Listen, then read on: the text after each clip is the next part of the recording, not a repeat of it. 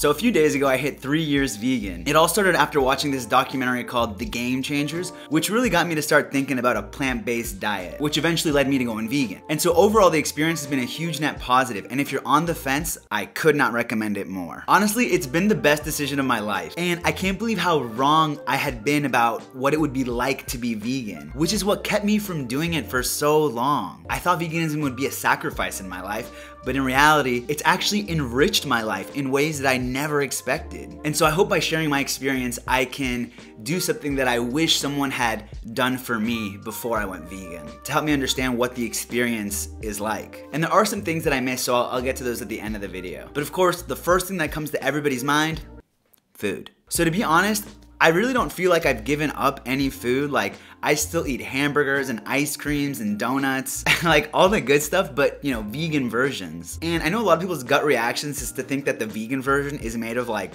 plastic, but a lot of the times it's just like cheese made from almonds or, you know, taco meat made from wheat. And you know, I enjoy the vegan versions just as much as the old versions. And honestly, I might even enjoy them more because while I'm eating them, I'm like, I can't believe this is vegan. Because there's this like crazy satisfaction that at least I get from eating food now, where I'm thinking, I really can't believe I used to think that I would have to sacrifice enjoyment of food to be vegan. So like, I'm always being delighted. Now, I also want to be clear that I eat a mostly whole food, plant-based diet. So for those of you who don't know what that means, it just means foods that have little to no processing. So think like beans and whole wheat pastas and nut butters and fruits and veggies. And honestly, now I eat more foods than I ever had before. Because you know, in addition to like the standard vegan food that everybody always eats anyways, like oats, peanut butter, like I mentioned, pastas, fruits. Now I'm honestly eating new foods that I'd either never heard of before or I just never really touched before. So like tahini, dates, sunflower seeds, flaxseed, lentils, chickpeas, and yes,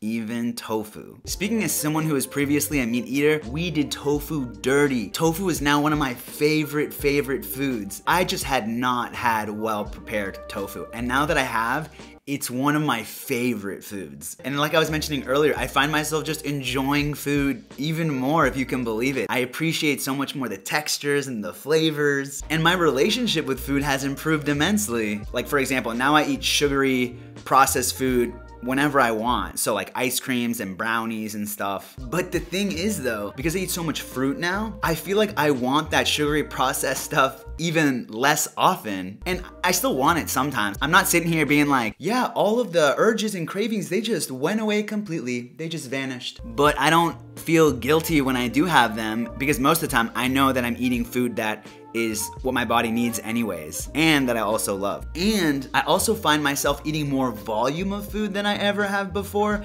since if you're eating whole foods, whole plant-based foods anyways, those foods are less calorie dense, so I just enjoy eating like more actual volume of food. I've also saved, I kid you not, thousands of dollars on food since going vegan, which is crazy, you know, because you always think, oh, it's, you know, more expensive. But in my experience, the most expensive thing in my grocery cart was always the protein. And so tofu, lentils, beans, those are way cheaper than the animal products that I used to buy for protein. Oh, and the last thing is, I don't get food comas anymore. I actually forgot about those, so yeah. All right, let's talk about health. In terms of how I feel, honestly, I feel better than ever. I feel lighter. I feel like I have more energy. I don't get as sick as often anymore. Like I said, I don't. But maybe it's also because I've just been more careful since the pandemic, you know? But hey, that's just my experience. And also, I'm 29 now, but I really just don't relate to people saying things like, man, I'm 25, my back hurts. How do you know that you're getting older? Because everything just hurts more and more. I just feel so old. I just don't sleep as well anymore. I don't feel that at all. And honestly, maybe it is because I've always tried to lead a more active lifestyle anyways and take care of my body. But you know, I feel the same as I did when I was 18. I don't really feel a difference. Like I haven't experienced that physical decline that people are talking about. Dare I say, I feel better. For example, I'm stronger than I've ever been in my life. Like I can do 5 reps of an 80 kilogram bench press up from 65 kilograms, which I think in pounds would be 175 pounds from like 15, 35, about 35.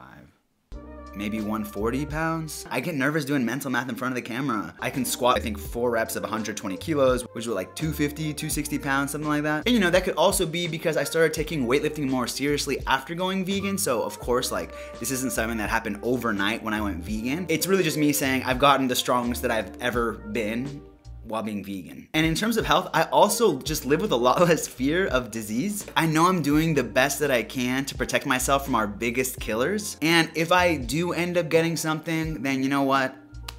I did the best that I could. Another huge advantage, after going vegan, I had to understand more what my body needs on a deeper level. Cause you know, you're revamping the way that you eat. So I had to do some research to figure out what is gonna come from what. Like what nutrients are gonna come from what. I mean, for example, we all know how our phones work, but I didn't know how to take care of my most valuable asset, my own body. But today I can proudly tell you what omega-3s are. Something that I'm also so thankful for is that it helped me, or it pushed me to learn how to cook, which I found to be just such an important skill to have. Because if you're not cooking, well, you don't know exactly what they use in restaurants, so you don't have as much control over your own personal nutrition. And I just really enjoy feeling like I have ownership of that aspect of my life, or that I can when I want to. But yeah, overall, when it comes to health, I just feel like I'm doing the best thing for myself to look and feel my best for hopefully all these years to come.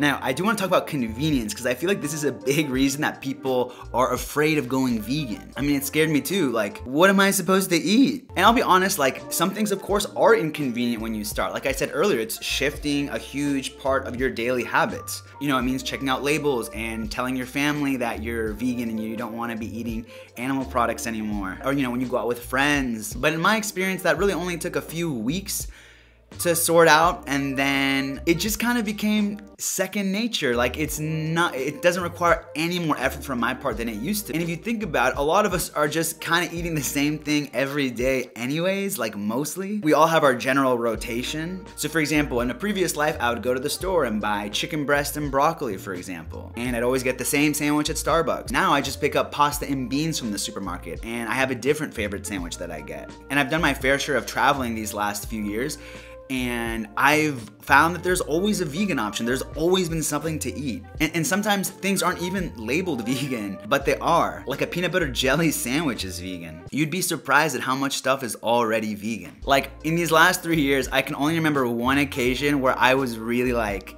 okay, yeah, this is bad.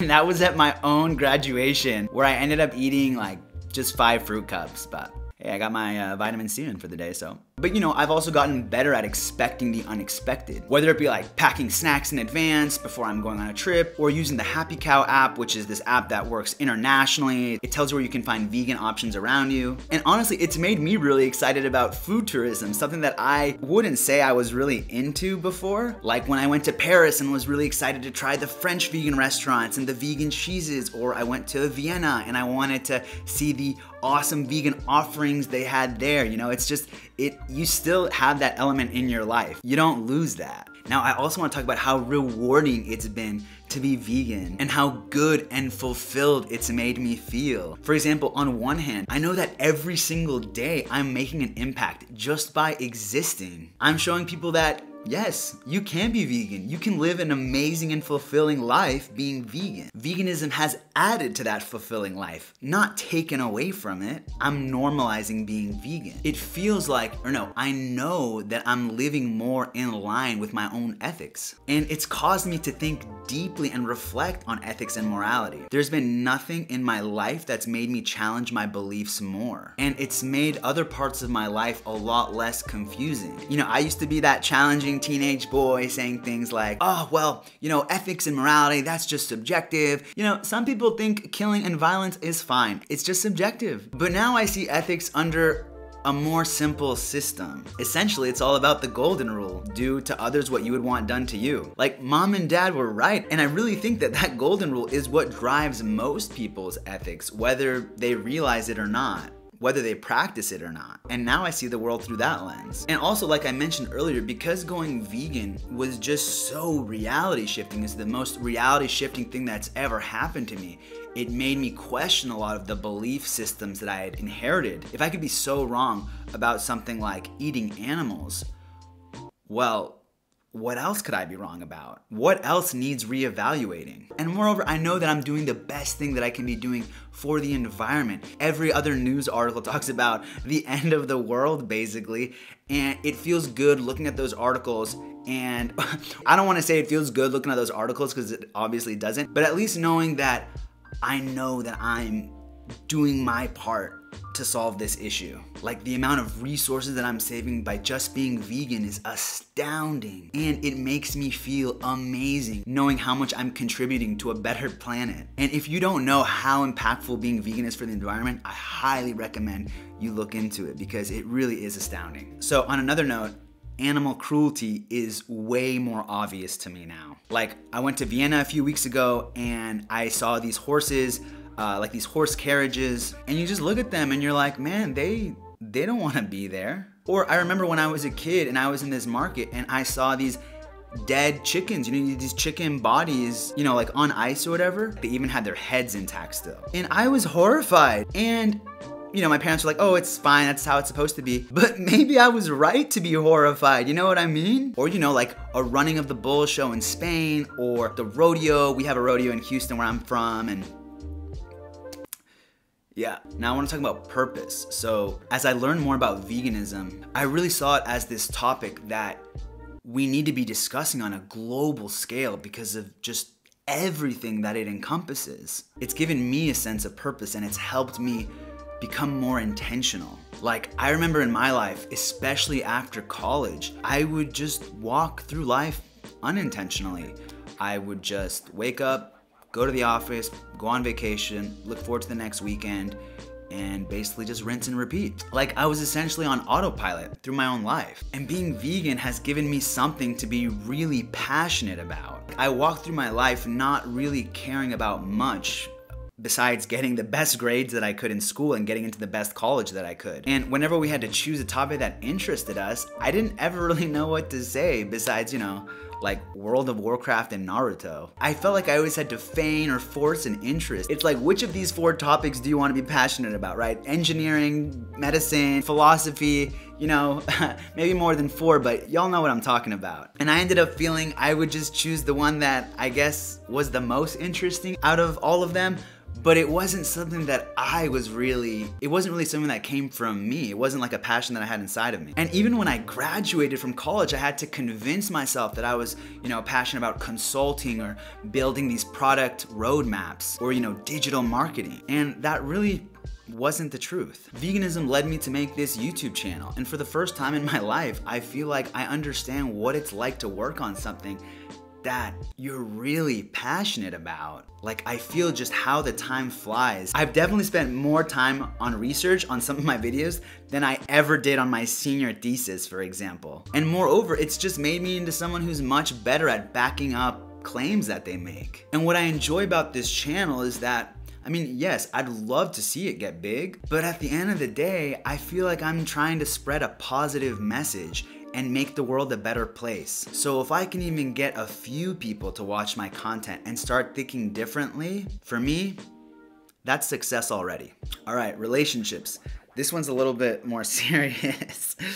But yeah, the truth is I feel like going vegan has definitely affected some of my relationships, you know, with friends of mine. And I won't lie, it is frustrating when you grow up with your circle of friends and y'all have so much in common and you bond over these commonalities that y'all have, especially a lot of the times you share values with them and ambitions and goals. And I remember when I first made the ethical connection when it came to veganism, I just thought, oh my God, like, I need to go tell my friends, like, they haven't heard this, but as soon as they do, they'll say, oh my God, thank you for telling me, I'm gonna change right now. Like, I can't believe we hadn't thought about this before. But the reality is, they didn't. And I was really shocked and disappointed. Because, you know, I thought my friends were like me, and I thought that if they received new information, they would also change the way that I did. But you know what?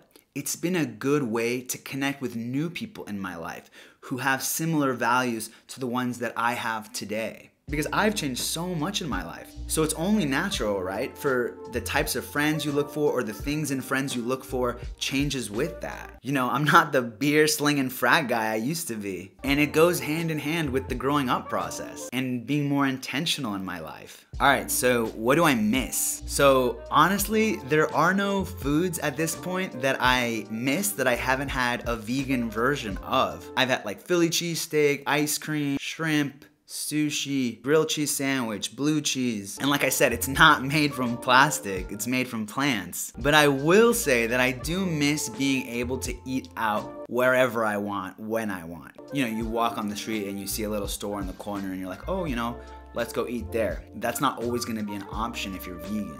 But the bright side is I've been really surprised and touched by how most of my friends make an effort to make sure that wherever we go, they think of me and they think of having vegan options. And maybe that's a low bar, but I feel like some of us don't want to inconvenience others, and me included will say, don't worry about me, I'll eat before, I'll just have the French fries, whatever. And I said this before, but even before I was vegan, I would make sure that my friends who, if they couldn't eat soy or something, for example, that a place that we went to would be able to accommodate them. So why wouldn't I expect the same thing from my own friends? Something that I also miss is I do miss not always talking about veganism. I know I've said that I really love talking about it, because I do, like I'm really passionate about it. But it is really easy to have veganism be the only thing you talk about ever with new people. And some of you might be thinking, oh, I bet you're just always bringing it up. But the thing is you realize that so many conversations will have something to do with food. Maybe they talk about a restaurant they go to, or do you eat this, do you like that? And especially me, I have this YouTube channel, so people will ask me, what do you spend your time doing? And so gonna come up. But even before I had the channel, it just came up all the time and people are really interested. But the thing is it can be difficult because the conversations, whether you are as nice as you can be and you try to be as respectful as you can be, they can get really awkward. And if you're vegan, you know what I mean. So I've had to figure out how to navigate that. Sometimes by just touching on the topic briefly and then, you know, moving on to something else and, you know, just nodding when they say they could never be vegan and moving on. And now I've got this YouTube channel, so I feel like I can, one, direct them to that instead, and two, I feel like I can channel, I can use this channel to talk about it as freely as I want to.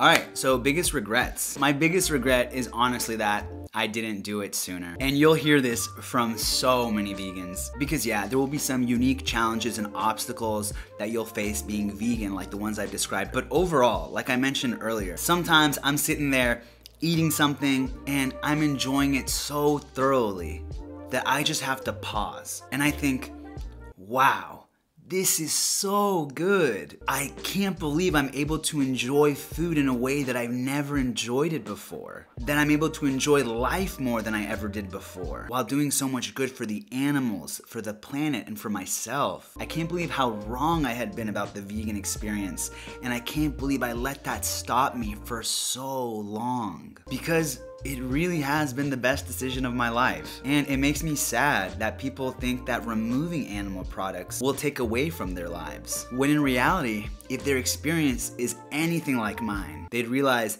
the best is yet to come after you're vegan. And if everybody knew that, well, we'd have more vegans. So anyways, thank you so much for letting me share my experience with you. I hope you enjoyed the video. Don't forget to take your B12 supplement. Consider liking and subscribing, and I'll see y'all in the next one.